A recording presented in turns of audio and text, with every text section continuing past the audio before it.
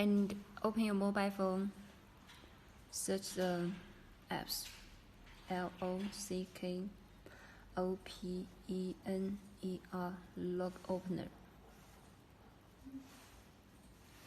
Okay, open it and add a new device. Get the new password. Now just need to press low battery. Please change battery. Now you just need to press 1, 2, 4, 6, 8, 6, 1, 1, 0. Confirm. Low battery. Please change battery. Now, unlock. Successful.